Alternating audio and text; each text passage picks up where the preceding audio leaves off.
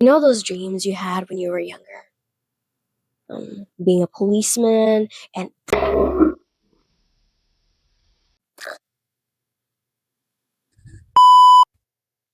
most people don't fail because life hit them too hard. No, they fail because they start disappearing from their own life so slowly that nobody notices, including themselves. Now, this video is going to be about how people disappear from their lives and the quiet rot that follows. Listen, you don't wake up one day and then ruin everything all in one day. No, it's a slow occurrence. You just stop fighting for yourselves, and it starts in the tiniest ways until it becomes really noticeable. You stop caring a little by little. You start letting all the disrespect slide. You stay where you are and where you don't grow. And slowly, you start to lower your standards inch by inch until it hits rock bottom. It's a very slow thing that is almost unnoticeable. Okay?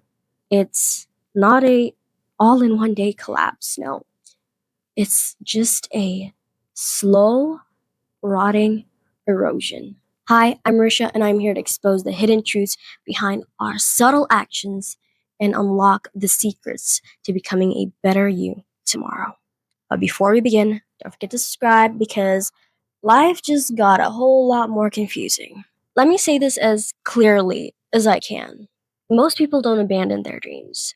They abandon the version of themselves who believe they could rise. We trade our confidence for comfort. We trade our standards for approval. We trade our curiosity for this routine because it's predictable and predictability feels safe to you. And it is not because you're weak, it's because you're tired. You're just tired of life. You're so caught up in life, bills, responsibility, people that you have to take care of. You are just so exhausted. And I understand, okay? But what's funny about this is that you don't quit loudly. It's not something that you wake up and declare to the world. No. Quitting, this type of quitting is quiet. It's subtle. It's something that happens on the inside without you even noticing. And when it happens, what happens is like you just stop trying before the world even actually sees you actually try. And here's the part that stings, okay? You call it patience, you call it healing, you call it waiting for the right time, but deep down, you gotta be honest, we're just delaying our own life while trying to rationalize our actions. I'm pretty sure you've felt this. I'm pretty sure you notice these subtle things that are happening. My dad used to say something that really annoyed me so much when I was younger. And he would look at me whenever I complained about like how things are taking so long, how it's so hard and all that stuff. And he said to me, "You don't suffer from hard work. You suffer from avoiding it." And at that time, I didn't get it. I just thought, this old man just wants me to work. He just wants me to shut up. But what was really happening, what I realized was that avoidance at the time felt safer than trying and failing. It felt way more peaceful because honestly, like back then, failure felt like humiliation. And so I chose peace over humiliation. And I'm pretty sure a lot of us can relate to this. But as I grew older, I realized how right he was. Because avoidance rots you from the inside out. And imagine something timeless. There's this verse in Proverbs 24, verses 33 to 34. A little sleep, a little slumber, and poverty will come on you like a thief. And mind you, this it's not talking about money, okay? Like nothing about money.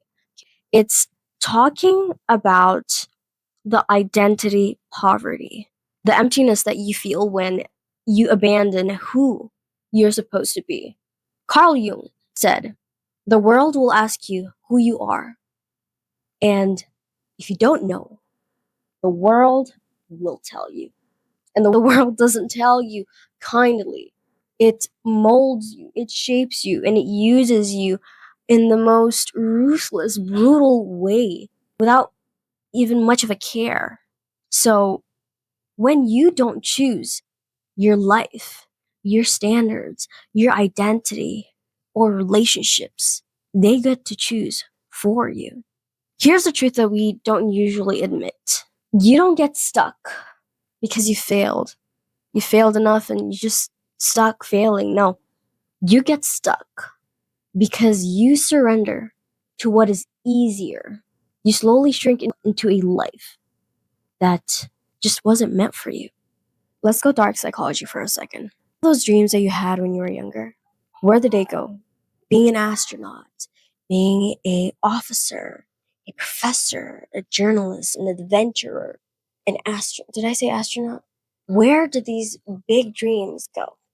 And no, you didn't outgrow them. They didn't disappear. You didn't forget about them. You just stopped believing that you were worthy of them.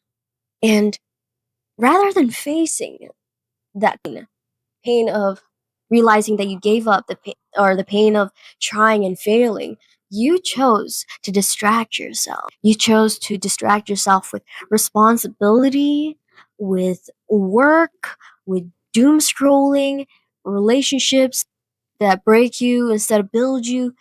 You drown yourself in entertainment.